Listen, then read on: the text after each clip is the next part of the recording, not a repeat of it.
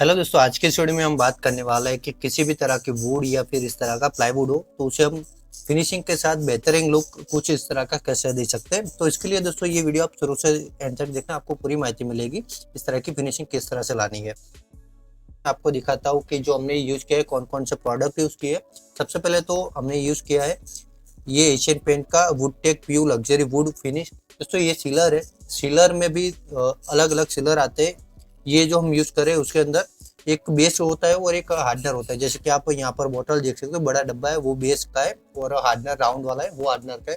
इसके एमआरपी वगैरह यहाँ पर आप देख सकते हो किस तरह से इसकी एमआरपी है, ये पैकेजिंग किस तरह से होती है और इसको इस्तेमाल किस तरह से करना है। तो यहाँ पर ये डिटेल में लिखा है एप्लीकेशन किस तरह से करना है। फिर भी मैं आपको दिखा देता हूँ। और इसके जो मिक्सिंग रेशियो होता है ना, वो सबसे पहले तो मैं आपको दिखाता हूँ क्योंकि ये जानना जरूरी है।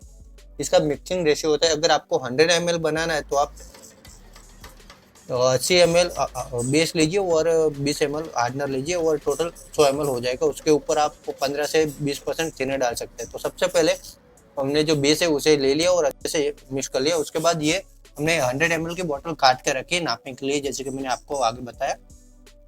अब इसके अंदर सबसे पहले हम 80 ml बेस है वो ले लेते हैं। दोस्तों यहाँ पर आप देख सकते हो हमें 80 ml ले लिया। इसे हमने एक बाजू में खाली बोतल ली है ना, उसे काट के रखा है, उसके अंदर डाल देते हैं।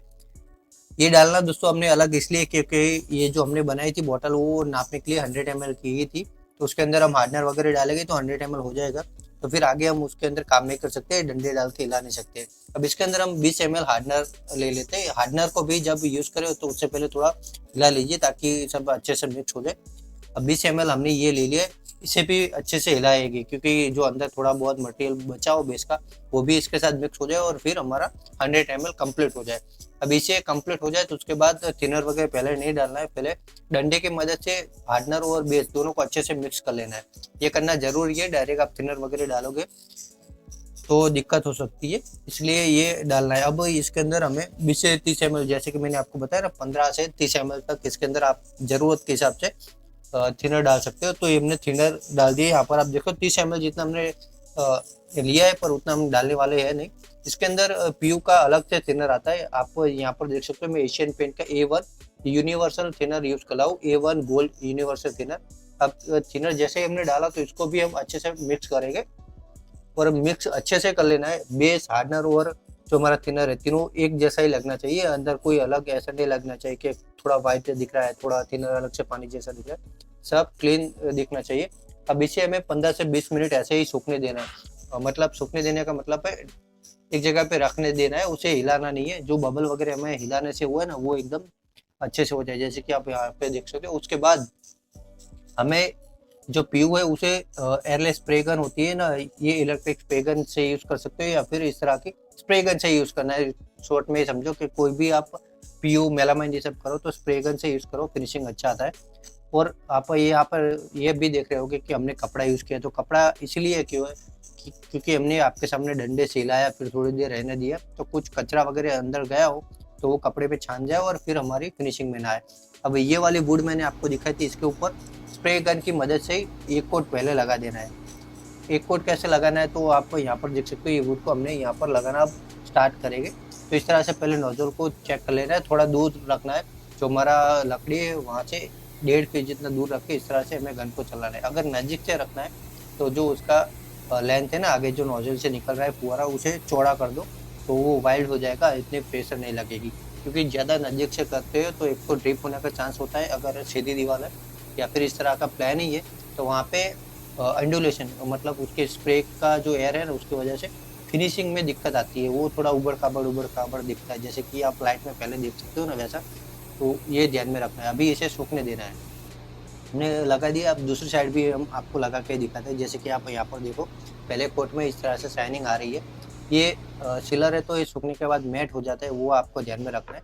उसके बाद हम इसके ऊपर लगा रहे हैं 320 नंबर का सैंड पेपर है हमारे पास, तो उसकी मदद से लगा रहे हैं। जैसे कि आप यहाँ पर देखो एक हमारे 320 का सैंडर का मशीन है, वहाँ पर एक पेपर लगा रहे हैं। आप सैंडर वगैरह यूज़ नहीं कर रहे हो तो वहाँ पर आप नॉर्मल हमारा 320 नंबर का पेपर होता है ना, वो अच्छे घिसाई कर सकते हो। क्योंकि घिसाई किस तरह से करनी है वो मैं आपको आगे दिखाऊंगा कि इसकी जो फिनिशिंग होती है वो किस तरह से होती है। थोड़ा घिसाई कर लो और फिर आपको कंपैरिजन दिखाता हूँ कि आप घिसाई करोगे तो कितना फ़र्क हो सकता है और बिना घिसाई का जो पहला सीलर वाला पार्ट है वो कैसा दिखता है, तो आपको आइडिया लगे, इसलिए तो थोड़ा घिस लेते हैं पहले।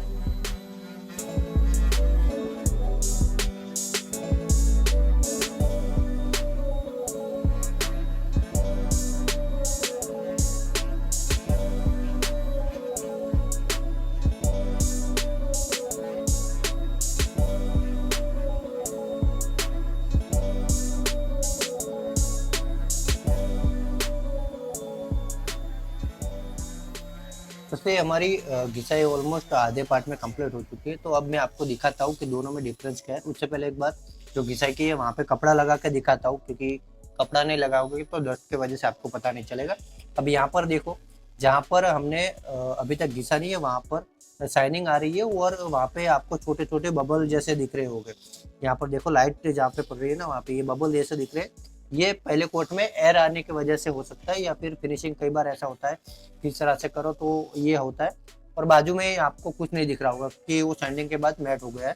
सीलर ग्लोसी रहता है सूखने के बाद। इस तरह से हमें सैंडिंग करोगे तो मैट फिनिश हो जाएगी, बिल्कुल ये लाइट है उस पर नहीं जाएगी, जैसे कि आगे आप यहाँ पर देख रहे हो।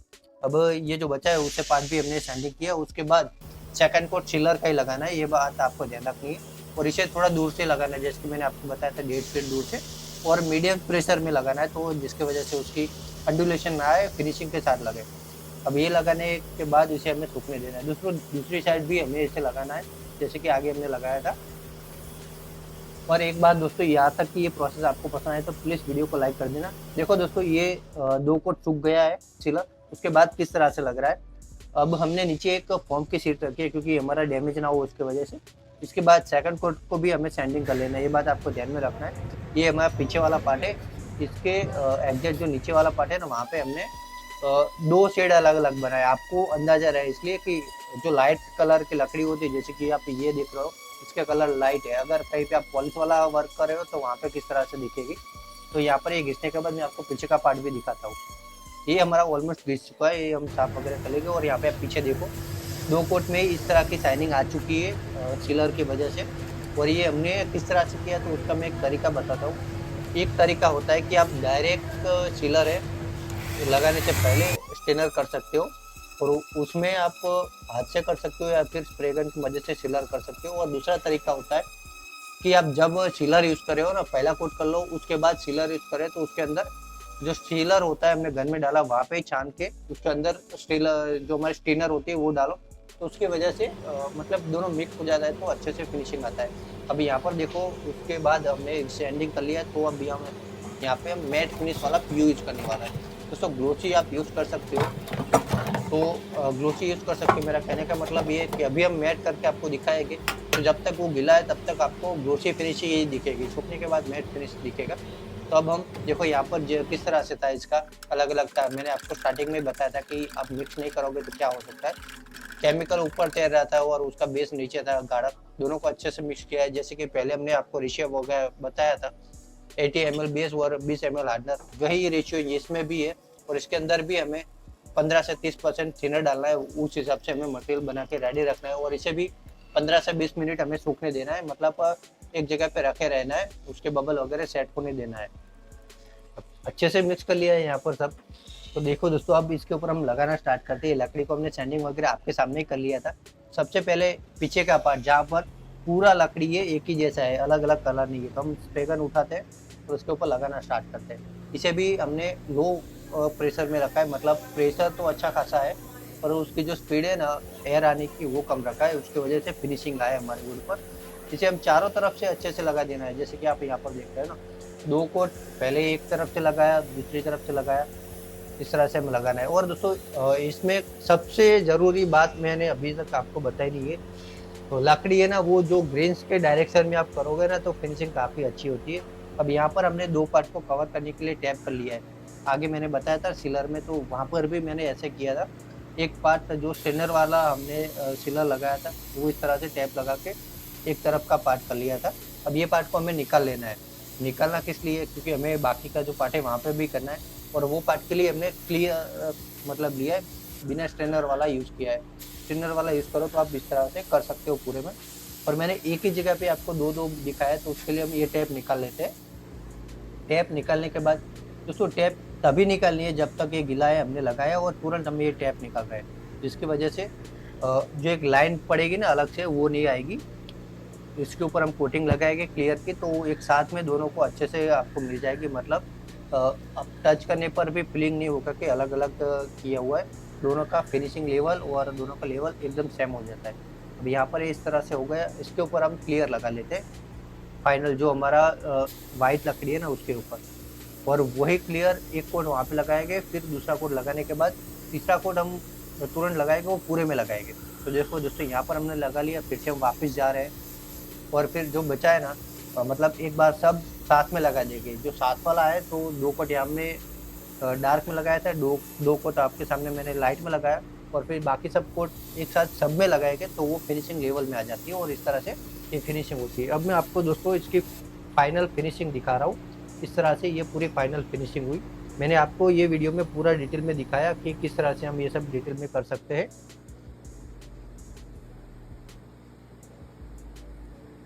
तो आई होप दोस्तों आपको ये पूरा वीडियो पसंद आया है। वीडियो पसंद आया तो प्लीज़ लाइक शेयर और सब्सक्राइब कर देना, और कुछ भी पूछना है तो प्लीज़ कमेंट में बता सकते हैं। आज के लिए बस इतना।